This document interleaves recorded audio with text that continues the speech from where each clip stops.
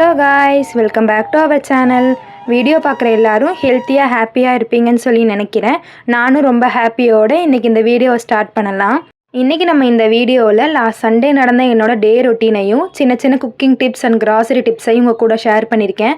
அப்படியே என்னோட day routine எப்படி போகுது அப்படிங்கிறதையும் உங்கள் கூட ஷேர் பண்ணியிருக்கேன். இந்த மாதிரி வீடியோஸ் போடுறது நம்ம இதுதான் ஃபஸ்ட் டைம். ஸோ இந்த வீடியோ எப்படி வந்திருக்குன்ற அவுட்புட்டில் எனக்கு ஒரு ஐடியாவே இல்லை. இந்த வீடியோ நல்லா இருந்துச்சுன்னா மறக்காமல் கமெண்ட் செக்ஷனில் வந்து சொல்லுங்கள். அன்றைக்கி சண்டேங்கிறனால காலைல ஒரு 7 o'clockலாம் பக்கத்தில் இருக்க சர்ச்சில் வந்து மாஸ் இருக்கும்.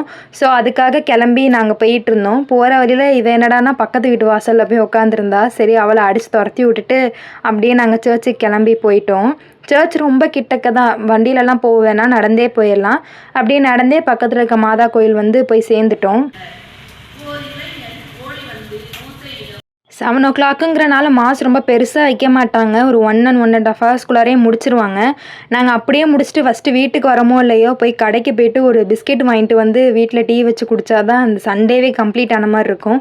யூஸ்வலாக நான் ரெகுலராக டீ குடிக்கிற பர்சன்லாம் கிடையாது. பட் சண்டே நான் மட்டும் அதை ஸ்கிப் பண்ணாமல் பண்ணிக்கிறது.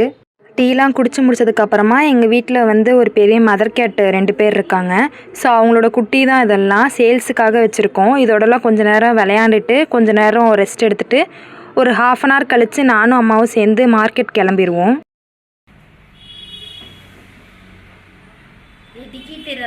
சரி, நானும் அம்மாவும் சேர்ந்து மார்க்கெட் போயிடலான்னு வண்டியெல்லாம் தொடச்சி எடுத்துக்கிட்டு இருந்தேன்.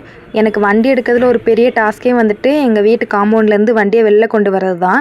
ஏன்னா இங்கே நிலப்படி வந்து அந்த சைடு ஃபேஸ் பண்ணியிருக்கிற மாதிரி கட்டியிருக்கிறனால எனக்கு கொஞ்சம் எடுக்கிறதுக்கு ரொம்பவே கஷ்டமாக இருக்கும். டெய்லி யூஸ்வலாக ஒன்று என் தங்கச்சி, என் அம்மா, என் அப்பான்னு சொல்லி யாராச்சும் ஆள் வச்சு தான் எடுத்துகிட்டு இருந்தேன். அப்புறம் இப்போ தான் ஏதோ கொஞ்சம் கொஞ்சமாக ப்ராக்டிஸ் பண்ணி அந்த வண்டி வெளில எடுக்க கற்றுக்கிட்டேன்.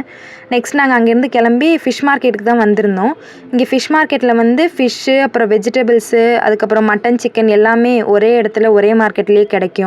ஸோ அதனால் நமக்கும் கொஞ்சம் ஈஸியாக இருக்கும். எல்லாமே ஒரே இடத்துல ஆக்சஸ் பண்ணிக்கிறனால வேறு வேறு கடைக்கு நம்ம அலைய தேவையில்லை. ஸோ அதனால் நாங்கள் இங்கே வீக்லி வரதே கொஞ்சம் ரெகுலராக வச்சுக்கிட்டோம். ஃபஸ்ட்டு வந்து ஃபிஷ்ஷு இருக்கிற இடத்துக்கு போயிட்டு வீட்டுக்கு தேவையான ஃபிஷ்ஷு வாங்கிட்டு அதுக்கப்புறம் வீட்டில் இருக்க கிட்டன்ஸ்க்கும் தேவையான ஃபிஷ்ஷும் தனித்தனியாக வாங்கிட்டு வந்துட்டோம். ஃபிஷ்ஷெல்லாம் வாங்கிட்டு வெளில வந்ததுக்கப்புறமா இப்போ வந்து ரைட் சைடு வந்து வெஜிடபிள்ஸ் இருக்கும், லெஃப்ட் சைடு வந்து ஃபிஷ்ஷெல்லாம் வச்சுருப்பாங்க. நாங்கள் அங்கேருந்து வெளில வந்ததுக்கப்புறமா வெஜிடபிள்ஸ் வாங்கலான்னு சொல்லி போயிருந்தோம். யூஸ்வலாக எங்கள் வீட்டில் எப்படின்னா 1 weekக்கு தேவையான வெஜ்ஜீஸ் எல்லாமே சண்டே போய் வாங்கிட்டு வந்துடுவோம். ஏன்னா எல்லாருமே வந்து வேலைக்கு போகிறாங்க அப்படிங்கிறனால இதுக்குன்னு ஒரு டைம் ஸ்பெண்ட் பண்ணி டெய்லி வாங்குறது கொஞ்சம் கஷ்டமாக இருக்குன்னு இந்த மாதிரி வாங்கி வச்சுப்போம். இந்த அங்கிளுக்கு என்ன பாசமோ தெரில, கருவேப்பிலை கொத்தமல்லாம் அள்ளி தெரிச்சிட்டாரு. அதுக்கப்புறம் அங்கேருந்து நாங்கள் இன்னொரு கடைக்கு போயிட்டு வெங்காயமும் தக்காளியும் வாங்கிட்டு இன்னும் கொஞ்சம் வெஜிடபிள்லாம் வாங்கிட்டு வீட்டுக்கு வந்துட்டோம்.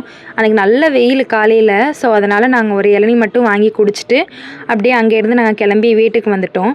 வர வழியிலே வந்து 2 டிஃபன் பாக்ஸ் வந்து வாங்கிட்டு வந்திருந்தோம், எனக்கும் என் தங்கச்சிக்கும் காலேஜுக்கு எடுத்துகிட்டு போகிறதுக்கு. ஆல்ரெடி வச்சுருந்தது ரொம்ப பழசாயிருச்சுன்னு சொல்லிட்டு இப்போ தான் புதுசாக ஒன்று வாங்கியிருந்தோம். இது வந்து அங்கே ஒரு கடையில் வந்து 2ம் சேர்த்து 600 வந்துச்சு. 600க்கு இது ஒர்த்து மாதிரி இருந்துச்சு, நல்லா இருந்துச்சு. ஸோ அதான் உங்கள்கிட்ட காட்டிகிட்டு இருக்கேன். மேலேயே வந்து எங்கள் அம்மா வந்து டிஃபன் பாக்ஸோடு எனக்கும் என் தங்கச்சிக்கும் டெய்லி காலையில் சண்டை நடக்குது, என்னோடது உன்னோடது அப்படின்னு சொல்லிட்டு. அதனால் எங்கள் அம்மா அந்த சண்டையை தவிர்க்கிறதுக்காக மேலேயே டிஃபனோட மூடியில் நேமோட இனிஷியலும் ஃபஸ்ட் லெட்டரும் 2 பேருக்கும் தனித்தனியாக போட்டு வாங்கிட்டு வந்துட்டாங்க. நெக்ஸ்ட்டு இதுதான் என்னோடய ஃபேவரட் பார்ட். வந்து சண்டேயில் எத்தனை பேர்த்துக்கு இது ரிலேட் பண்ணிக்க முடியும்னு சொல்லி தெரியல. வாங்கின வெஜிடபிள்லாம் இப்படி அழகாக ஒன்று ஒன்றா அடுக்கி வச்சுட்டு அதை ஒரு கவரில் போட்டு வைக்கிறதுல எனக்கு என்ன சந்தோஷமாக தெரில. அது எனக்கு யூஸ்வலாக வந்துட்டு அது ரொம்ப பிடிக்கும். அப்புறம் வந்துட்டு வெளியில் வைக்கிற வெஜிடபிள்ஸ்லாம் இந்த மாதிரி ஒயர் கூடையில் வந்து வச்சுப்போம். இது வந்து லாக்டவுன் பீரியடில் வீட்டில் என்ன செய்கிறதுனே தெரியாமல் இருந்தப்போ எங்கள் அம்மா வந்துட்டு ஒரு 2-3 கூடை இந்த மாதிரி பின்னி வச்சுருந்தாங்க. பத்தாவதுக்கு இந்த மாதிரி ஒரு பிளாஸ்டிக் கூடை இந்தலேயும் சேர்த்து வச்சுப்போம். இது எல்லாத்தையும் எடுத்து பக்கத்தில் வச்சுட்டு இந்த வெங்காயம், தேங்காய், பப்பாளி இதெல்லாம் வந்துட்டு இந்த மாதிரி வெளியில் வச்சுருவோம். மீதி இந்த தக்காளி, பச்சை மிளகா இதெல்லாம் வந்துட்டு ஃப்ரிட்ஜில் வச்சுப்போம். தக்காளி நிறைய பேர் வெளியே வச்சுருப்பாங்க. பட் எனக்கு எங்கள் வீட்டுக்கு அது செட் ஆகலை. ஸோ அதனால் நாங்களும் ஃப்ரிட்ஜ்லேயே வந்துட்டு கேரி பண்ணுறதே பழக்கமாக்கிட்டோம். அண்ட் நாங்கள் தக்காளி வாங்குறப்ப வந்துட்டு பாதி வந்து பச்சையாகவும் பாதி வந்து நல்லா பழுத்ததாகவும் சேர்த்து தான் வாங்குவோம். ஏன்னா நம்ம 1 weekக்கு வாங்குகிறோம், மொத்தமாக பழுத்ததாகவே வாங்கிட்டு வந்துட்டோன்னா அது சீக்கிரத்துலேயே எல்லாமே அழுகி போகிற மாதிரி இருக்குது. அதனால் இந்த மாதிரி பாதி பாதி பிரித்து வாங்கிப்போம்.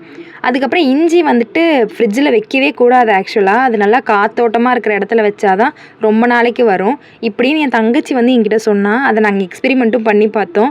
ஆக்சுவலாக அது வெளில வைக்கிறப்ப தான் வந்துட்டு ரொம்ப நாளைக்கு வந்துச்சு. சரின்னு சொல்லிட்டு நாங்கள் அன்னையிலேருந்து வெளிலையே வைக்க ஆரம்பிச்சிட்டோம். அப்புறம் வந்துட்டு இந்த பப்பாயா மரவள்ளிக்கிழங்கெல்லாம் ஒரு 2-3 டேஸில் வந்துட்டு காலி ஆயிரும். அதனால் அதையும் தூக்கி நாங்கள் வெளிலையே வச்சுட்டோம். இன்னும் சொல்லப்போனால் சண்டேல என்னோடய தங்கச்சிக்கும் எங்கள் அம்மாவுக்கும் லஞ்சே வந்துட்டு அந்த மரவள்ளிக்கிழங்கு தான். ஏன்னா அவங்க வெஜிடேரியனுங்கிறனால அவங்களுக்கு தனியாக சமைக்கிறது ஓகே தான். பட் அவங்களுக்கு இதான் வந்து பிடிச்சிருக்கு.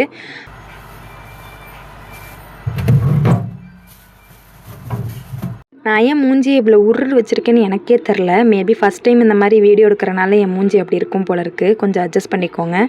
நெக்ஸ்ட்டு அங்கே கூடையில் இருந்த திங்ஸ் எல்லாம் எடுத்து கிச்சன் ஷெல்ஃபில் இந்த மாதிரி அரேஞ்ச் பண்ணி வச்சுப்போம்.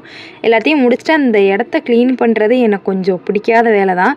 பட் நம்ம அதை அப்படியே விட்டுட்டோன்னா அதுக்கப்புறம் எங்கள் அம்மா எப்படி கற்றுவாங்கன்னு தெரியாது. ஸோ அதனால் கையோடு க்ளீன் பண்ணுறது நல்லதுன்னு டக்கு டக்குன்னு எல்லாத்தையும் எடுத்து வச்சிட்டோம். எனக்கு இந்த வெஜிடபிள்ஸ் பிரித்து வைக்கிறது மட்டும்தான் பிடிக்கும். இந்த கிராசரி திங்ஸ் எல்லாம் எடுத்து டப்பாக்குள்ளே போட்டு வைக்கிறது, அரிசிலாம் கொட்டி வைக்கிறதுலலாம் அந்தளவுக்கு இன்ட்ரெஸ்ட் இருக்காது. அது நான் போய் வெஜிடபிள்ஸ் வாங்கிட்டு வந்து இந்த மாதிரி போட்டு பிரிக்கிறதுனா அது ஒரு சாட்டிஸ்ஃபேக்ஷன்.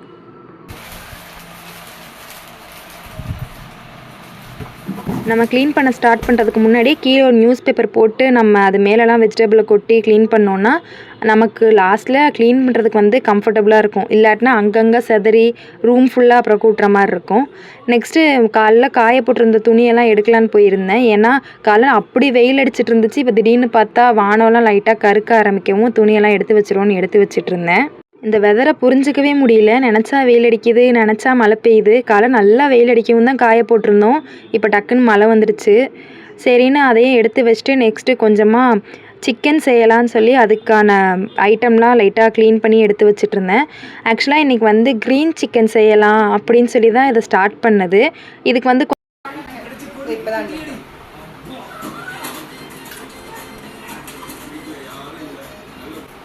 இந்த மாதிரி இதுக்கு முன்னாடி செஞ்சதில்லை. சரி இப்போ செஞ்சு சாப்பிடுவோம் அப்படின்னு சொல்லிட்டு தான் செஞ்சிட்ருந்தேன். பட் நான் புதுசாக ட்ரை பண்ண போய் அது எனக்கு சுத்தமாக நல்லா இல்லை. எனக்கு சுத்தமாக அந்த டிஷ்ஷே பிடிக்காமல் போயிடுச்சு. என்ன தப்பு பண்ணேன்னு தெரியல. ஆனால் எனக்கு அது சரியாக வரல. ஒரு மிக்ஸி ஜாடியில் வந்து புதினா, கொத்தமல்லி, பச்சை மிளகா, இஞ்சி, பூண்டு இதெல்லாத்தையும் சேர்த்து அரைச்சிட்டு அதுக்கப்புறமா சிக்கனோட சேர்த்து மேரினேட் பண்ணுறதுக்காக சிக்கன், தயிர், கரம் மசாலா, உப்பு, அப்புறம் நம்ம அரைச்ச பேஸ்ட்டு இது எல்லாத்தையும் சேர்த்து மேரினேட் பண்ணி ஒரு 1/2 அன் ஹவர் போல் ஊற வச்சுருந்தேன். அதுக்கப்புறம் இந்த 1/2 அன் ஹவர் ஊறினதுக்கப்புறமா எடுத்து பண்ணலான்னு சொல்லி வச்சுருந்தேன்.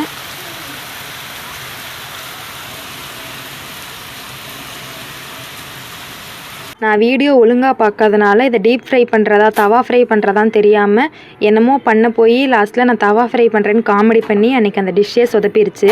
நல்லவேளை எங்கள் அம்மா வேறொரு சிக்கன் கிரேவி வச்சுருந்தனால இன்றைக்கி சாப்பிட்டு நான் வந்து தப்பிச்சிட்டேன்.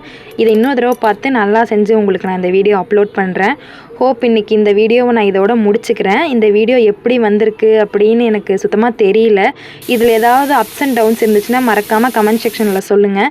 இந்த வீடியோ பிடிச்சிருந்தா லைக் பண்ணுங்கள். இந்த மாதிரி வீடியோ போடலாமா வேணாமாங்கிறத உங்கள் ஒப்பீனியனை சொல்லுங்கள். See you in next video. அது வரையும் டேக் கேர். பாய்.